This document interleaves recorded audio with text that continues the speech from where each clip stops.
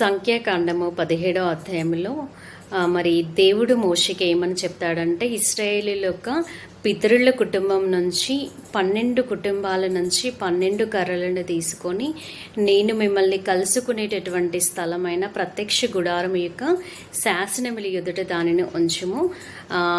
లేవి కుటుంబం యొక్క కర్ర మీద అహరోను పేరును రాయమని చెప్తాడు. చెప్పి మరి అట్టి రీతిలో మరి మరుసటి రోజు చూసినప్పుడు మరి ఎవరి కర్ర అయితే చిగురుస్తుందో వారిని నేను ఏర్పరచుకుంటాను అనేసి దేవుడు చెప్తాడనమాట.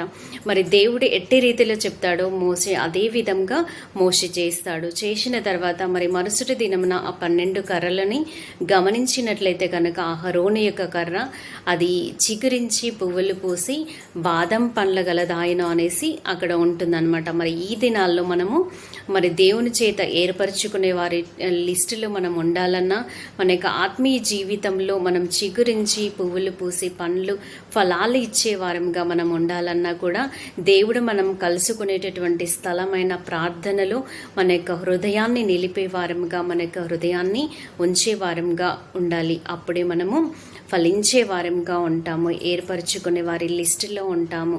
మరి అట్టి కృప దేవుడే మనందరికీ కూడా దయచేయునుగాక. ఆమేన్.